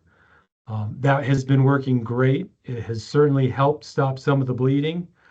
We're looking now, is there even a more fine-tuned way of doing that? What we're seeing is that there's a construction cost index that more tracks with the materials that we purchase to do our capital programs. And so that's an avenue that we're looking at. Certainly hasn't been, it's not the way we're going, but it's something that we're looking at so that we can better keep up with how costs are increasing for construction materials. And so that's the presentation. We are certainly happy to stick around for any questions. And, if questions come up in the future, we really appreciate the outreach and being able to do this. We'd be happy to pass along any additional information that we can as you all work through your process. Well, thank you so much. Okay. Thank you so much. I think that's just incredible and a lot of food for thought. The one last question for you, and then we can discuss a little bit around the table before moving into the next part of the agenda. So, Carrie, would you like to go ahead? Thank you. My question, I'm wearing my hat. I'm the representative for smaller communities, and I presume within your service district, being larger, county-based, you have smaller communities. And although you had mentioned that at a certain size, everyone, residential, commercial, are charged this service fee, and certainly as a function or based on the amount of impervious they had. But can you speak a little bit about how you charge and provide services for smaller communities who may feel that, being more rural in nature, that they're not contributing to the lion's share of the urbanization or the amount of impervious that would actually led to the establishment of the utility in the first place? Yeah, I guess I would answer that by, we really don't have like a small municipality that's outside of our service area. We are very much an urbanized area. City of Centennial and Arapahoe County, it's very urban. Everyone that's in our service area is part of Metro Denver. When you do go out further to the east, you will have single-family homes that are, much more rural by all means, but they are still charged a fee. but their fee is based on that ratio of impervious to whatever their overall parcel is. Andy would be able to give the ratio. But if someone has less of an impact, then they do pay less of a fee. But if you have a really large home on a normal sized lot, then you're going to be charged that fee because of that impact and that you're truly are part of the regional and the metro area and the urbanized roads and the system that we have here. So we don't really have outside, a small city that sits on our, call it our eastern edge, if you will. Thank you. This has been completely fascinating. And I think some of the things that some of us who are, super steeped in this will have heard are some of the differences in the foundational water law and policy that exists between Colorado and Vermont. But this is a fantastic model. Luce, you have a question. I do. Just a quick question. You mentioned, excuse me, about houses, but what about the roads to the houses? Who pays for that impervious? Is that the town or city? Yep. So we do not charge fees on county or city-owned roadways. So that does not count towards impervious. So what we would charge a fee for is if you have let's say a condominium complex, and there's a large parking lot or a road leading into that, then that impervious surface is calculated from the whole parcel.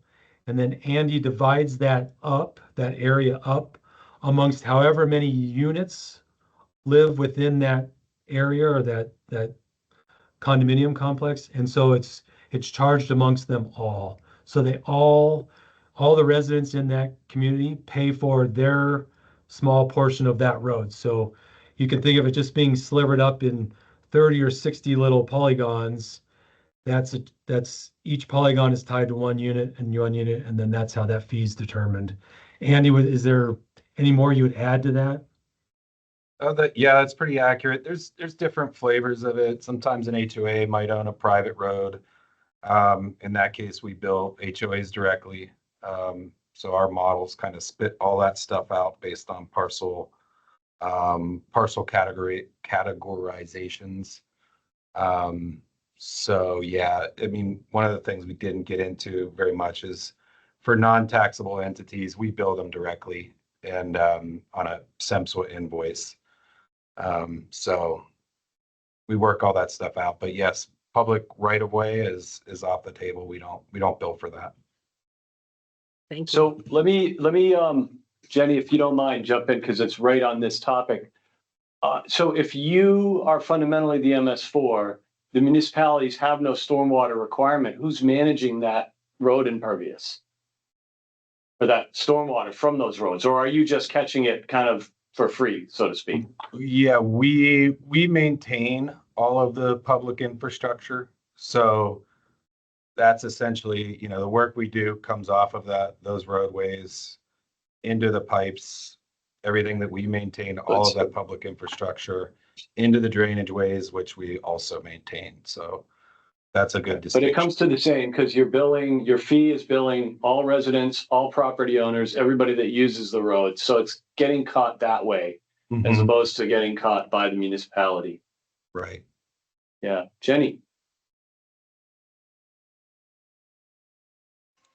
Hello, thank you. I just put my question in the chat, which is, I'm wondering whether you've encountered a situation where it's a private development, but there is no homeowners association, and if so, how did you handle that? I can take that one too, Dan. Not very often. We love our HOAs out here. I know that. Some of the older sides, I do see. You find these common area properties. Doesn't seem to be an HOA that exists. We have different billing mechanisms for that, though. It's very, very rare, so not too much of an issue. So I just want to follow up because you said municipalities, plural, and I think that there's just one municipality and one county in this situation. But can you, if you've contemplated having additional towns or municipalities join, have you thought of that? Do you think it would be helpful for them and for you? Yeah, the formation IGA allows for an outside agency to join in with SEMSWA. To date, we have not had one do that. When they are interested, it's because we could help manage their MS4 permit.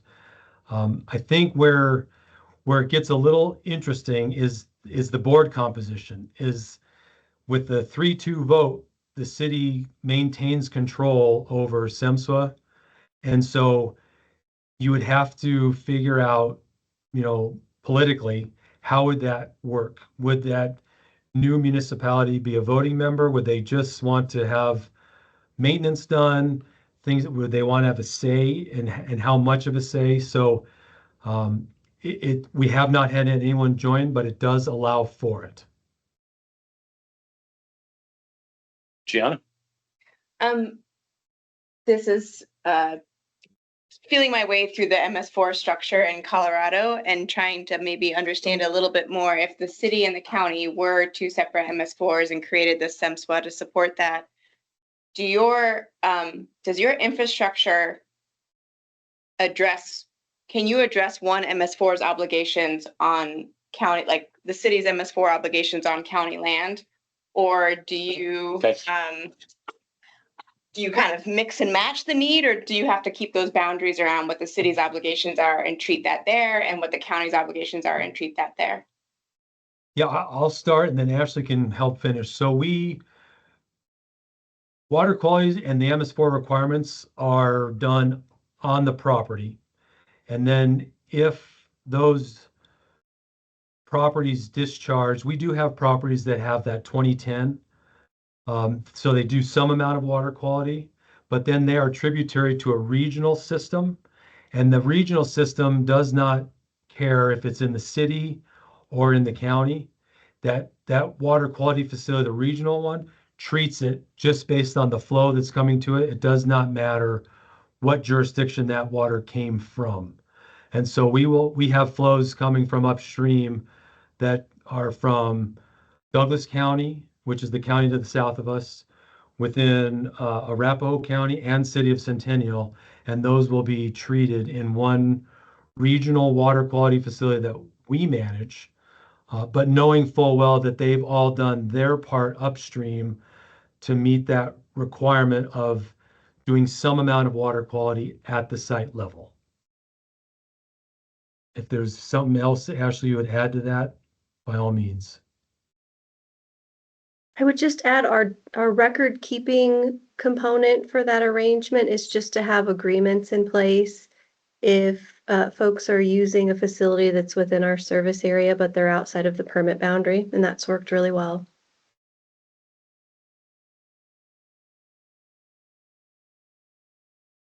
All right. Any other discussion points around this? This is super interesting. Super interesting. If I may, real quick. Go ahead, Christine, please.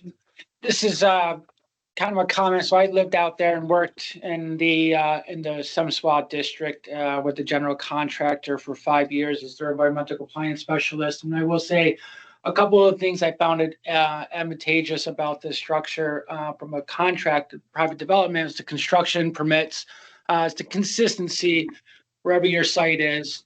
You have consistency, either you're in the city, you're in the county, makes it easier rather than a mosaic of different regulations and policies and dealing with that, which was nice to have.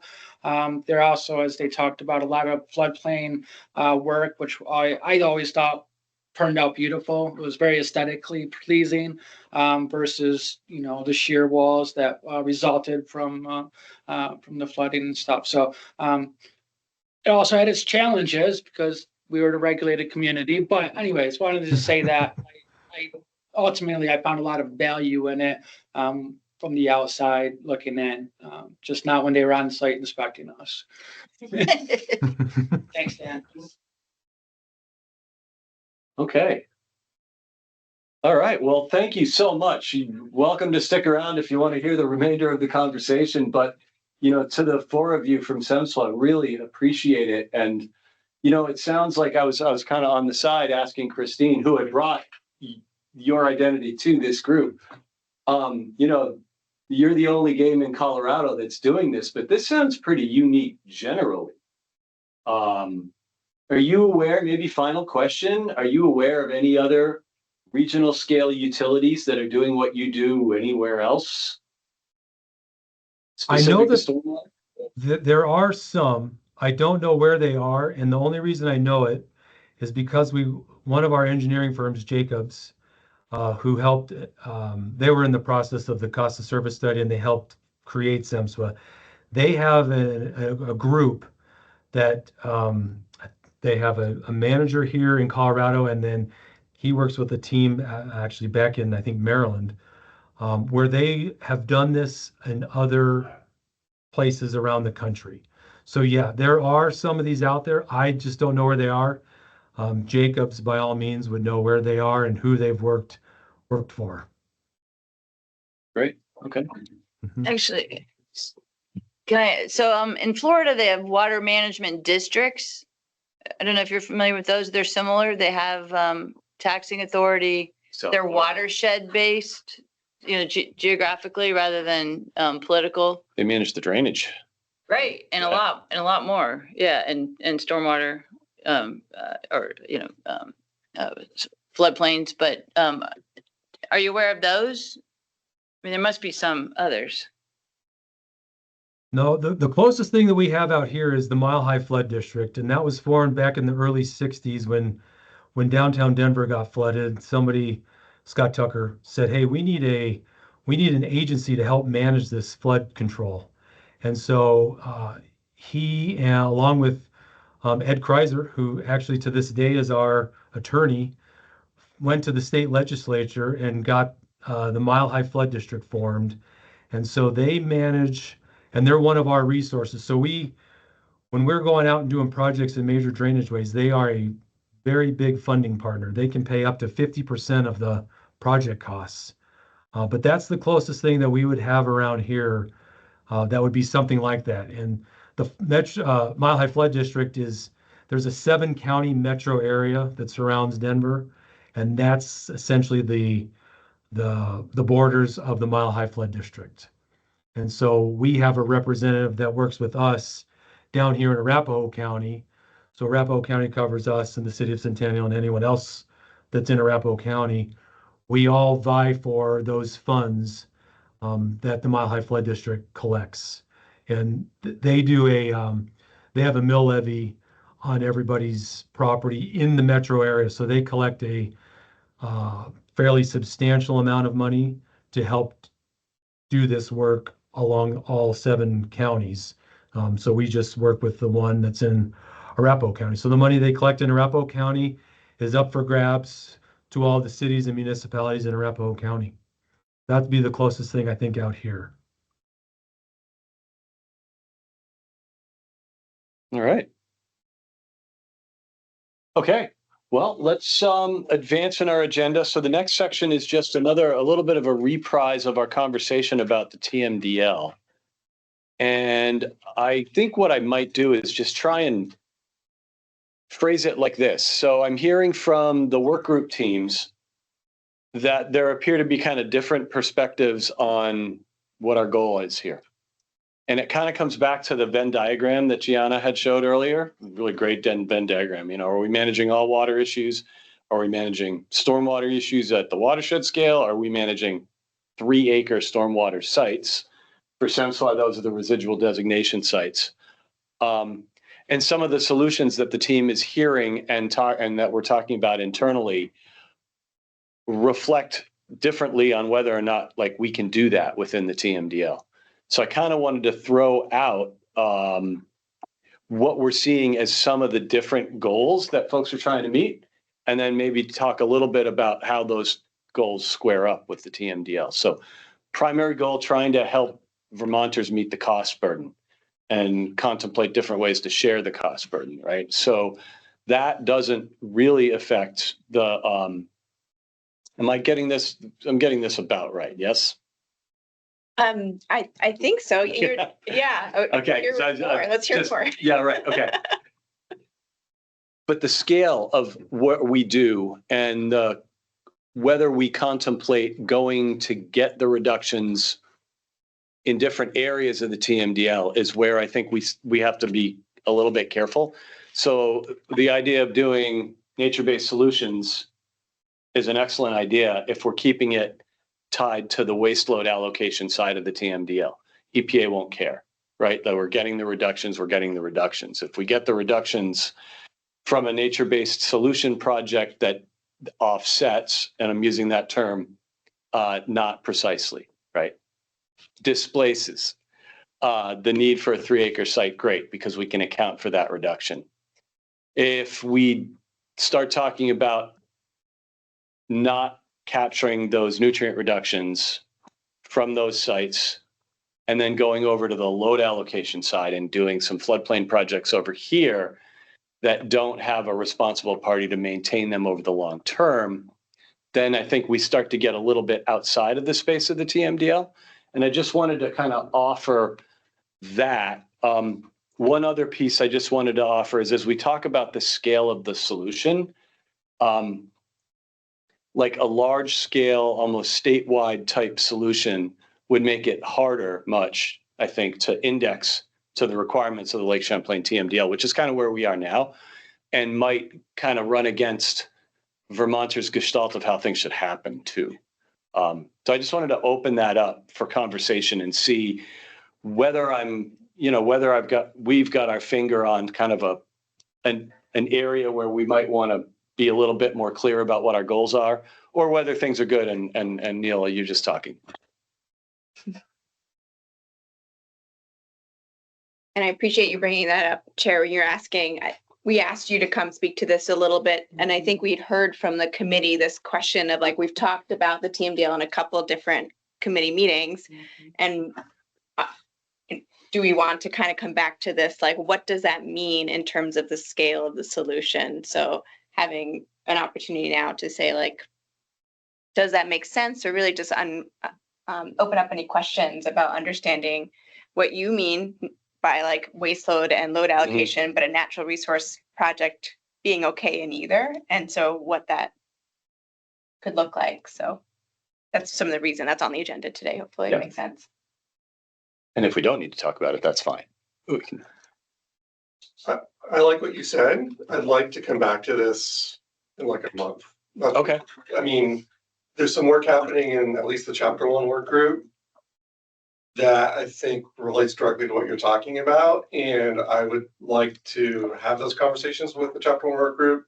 Great. And then circle back to this, because as I'm diving into this, it's like a spider web that's like a Sudoku puzzle. It's like I have these 7, like, Sudoku, it's like 7 facts that are, I have 17 variables that I'm trying to solve for it. So I don't have all the pieces and the things we're working on in Chapter 1, which is like the legal structure of a potential entity, which relates to the size. I'd love to come back to it. Okay. But I hear you. I'm saying I'm hearing you. So I think for me, when it comes to looking at the TMDL, and I'm been trying to work my way through the whole background and the studies and everything that went into that. It's very clear that there were these different areas, different pools of where we're going to get reductions, the wastewater treatment facilities, natural lands, agriculture, and developed lands. I still think there's a question of, is there opportunities maybe for us to look at that, and can we, as the state of Vermont continues to look at preserving more and more lands, does it make sense to maybe rebalance some of those allocations? And I understand that the way that it's allocated right now had a lot of involvement with the EPA.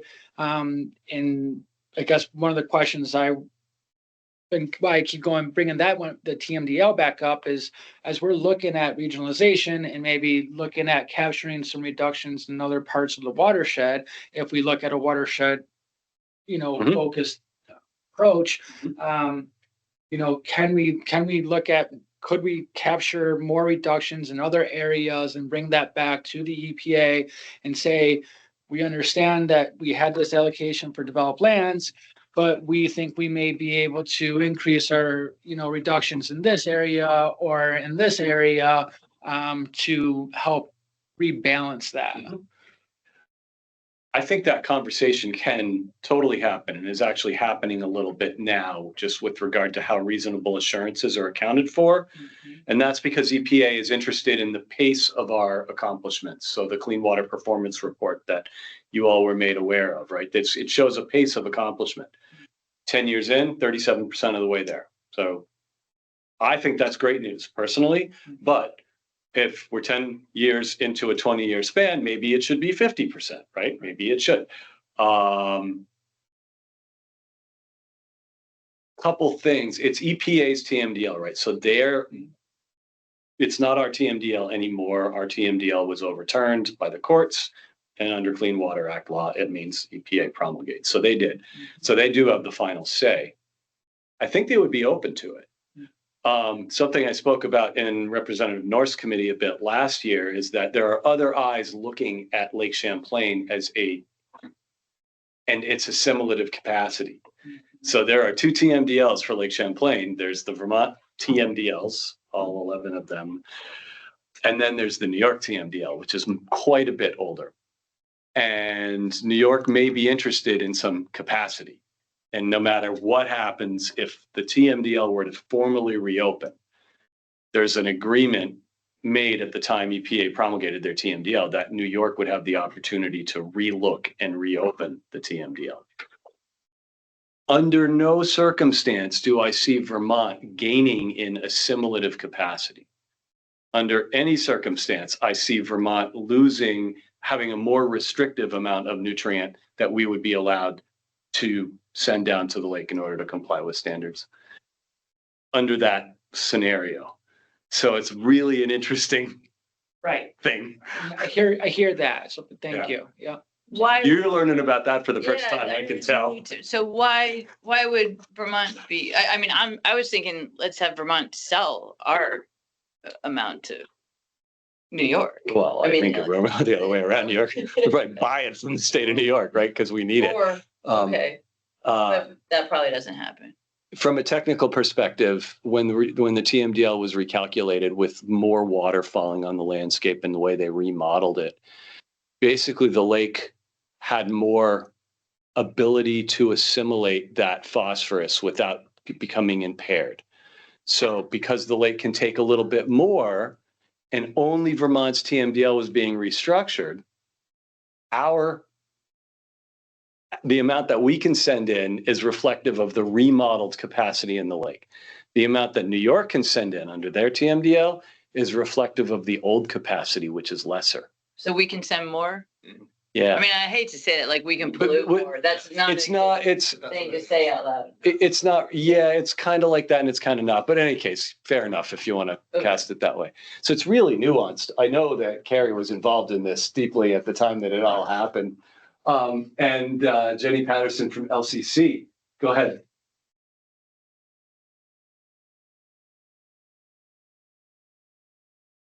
Do you need us to mute ourselves? Oh.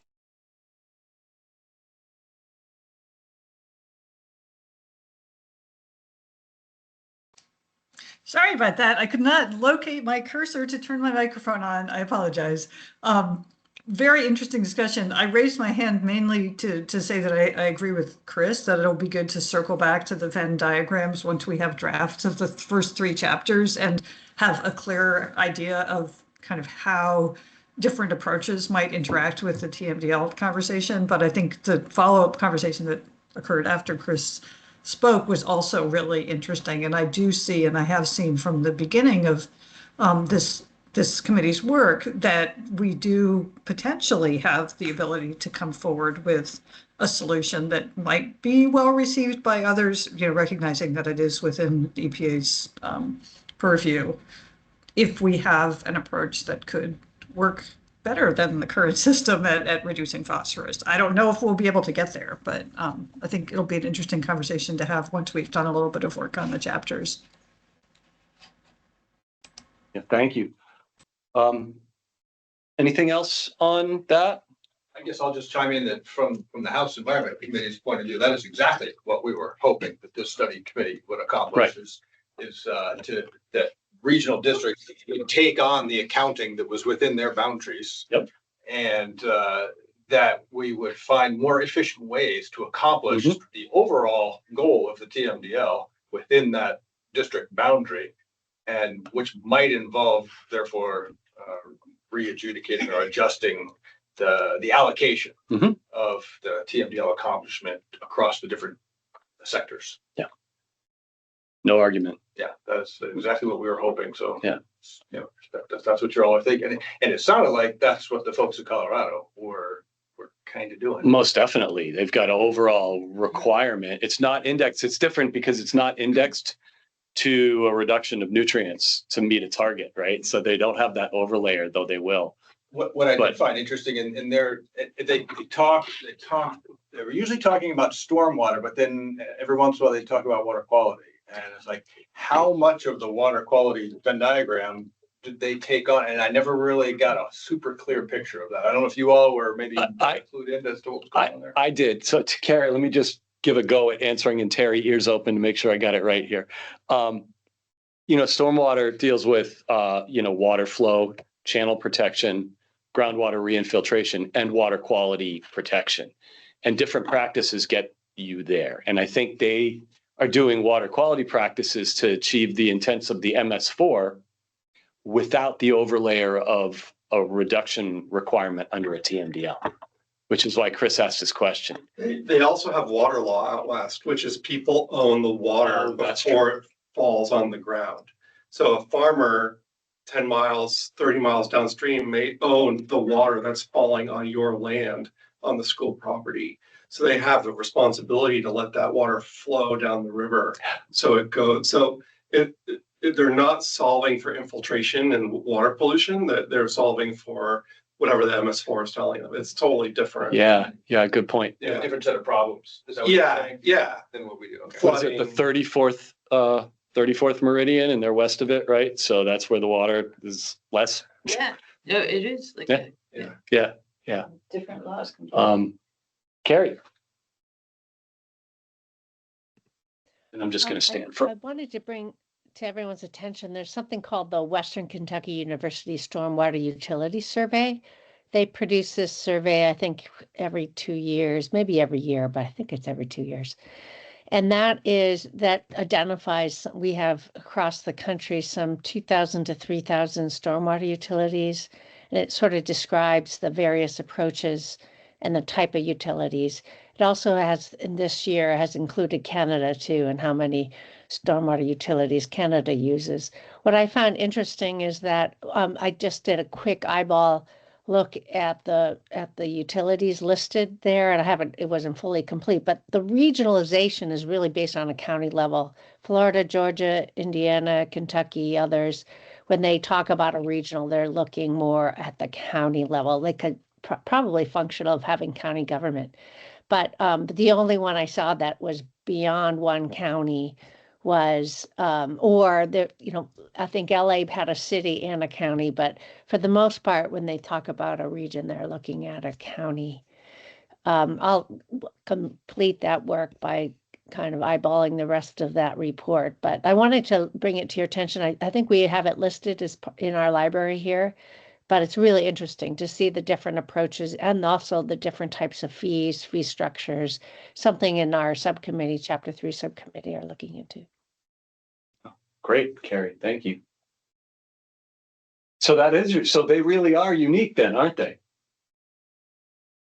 Seemingly, based on your look-see so far of the Kentucky evaluation.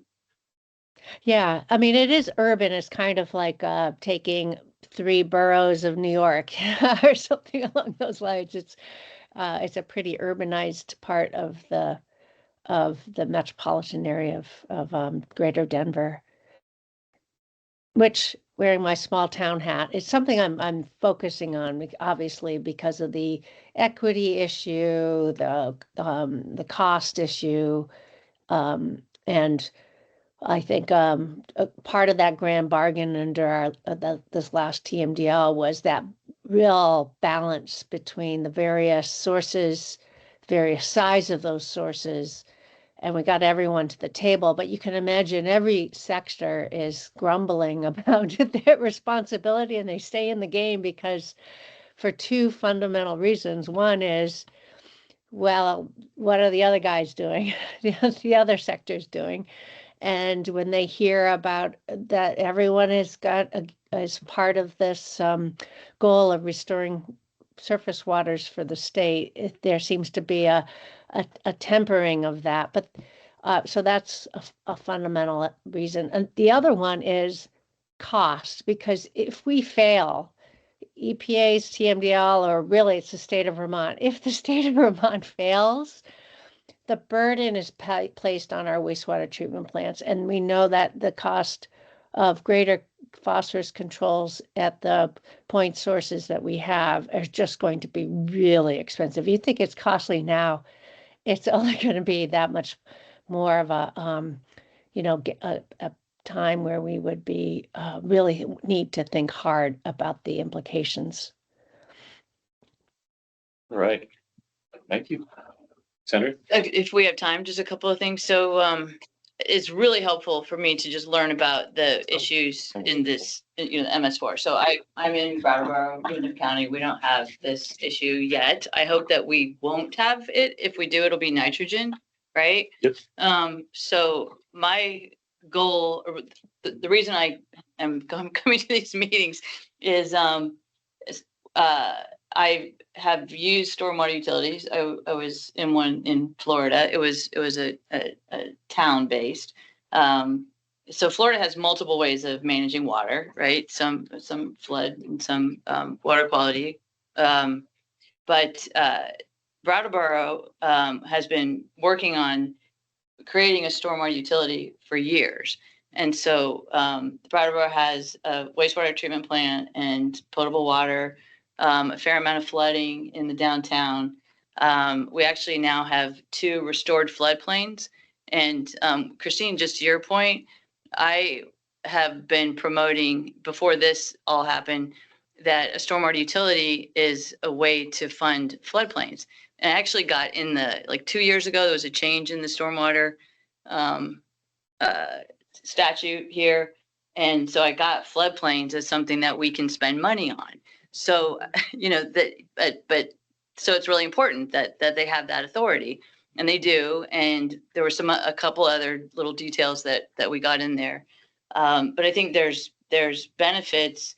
It's the scale that alarms me, because I think that a statewide stormwater utility would just tank what Brattleboro wants to do. And Brattleboro is not the only, we're not the only game. And I think for those middle-sized towns like Brattleboro, Bellows Falls, Hartford, White River, I think for those sizes of towns, I think having their own stormwater utility makes sense, because they already have a financing mechanism, they have a board, and it's just logical. I think for the smaller towns, I think counties would make sense, that could be a logical grouping, or watersheds. I mean, watersheds are really, from a technical standpoint, I think watershed is really what you want. Well, it is, because they're indexed mostly to the segments of the TMDL. Yeah, well, and it's just logical because that's where the water's flowing. So if there's water, I don't know over on this side how watersheds and counties match up. But so maybe parts of Chittenden could be Chittenden County plus some might be a really logical utility structure, because the pieces would fit, the system pieces would fit together with the governance pieces. So that's, and you have the TMDL. Maybe it's a benefit if you get funding to solve it in a way. But I want the rest of the state to postpone getting into that situation, or maybe not have it all together. If we can manage our stormwater right, maybe we won't have that at all. And so, prevention is better than trying to fix it afterward. and cheaper. Yep, absolutely. Okay, I want to be respectful of everybody's time. We're 6 minutes over here. We did not make it to the work group check-in, so we'll just check in on the work group next time. And we'll have seen more traction and more meetings and all that. And I just want to thank you all who are helping with that work very much. Serving on and/or providing coordination too. Danny, do you want to just walk us through any next steps for between now and our next meeting? Yeah, so work groups, we're trying to target getting the outlines ready for discussion by our next meeting on March 12th. Maybe we can have the facilitators speak a little more to that. And when we're hoping to get outlines into DEC to post on the website and distribute to all the study committee members. But for committee members to know, there's a new webpage on our website for work groups, and that's where all of the work group recordings will be hosted. So if you want to see what another work group is discussing, you can go there.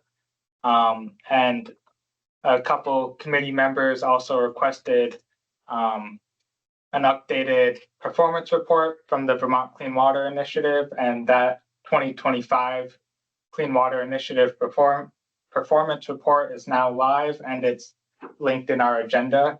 You can find that there. And Gianna, did I miss anything? Yeah, maybe just an update. It's not on the agenda, but the work group facilitators are planning to debrief and meet between now and the March meeting. And maybe through the facilitation, we'd really like to get the committee's input on the best structure and use of the next meeting, the best way to make sure we get report outs from each work group and use the time together to really dig in how you'd like us to dig in. So please communicate to your facilitator your thoughts on that, and or email Danny, but not in a group email, so it's not a quorum. And we will take that all into consideration as we build the agenda for the March meeting. Thank you. Great.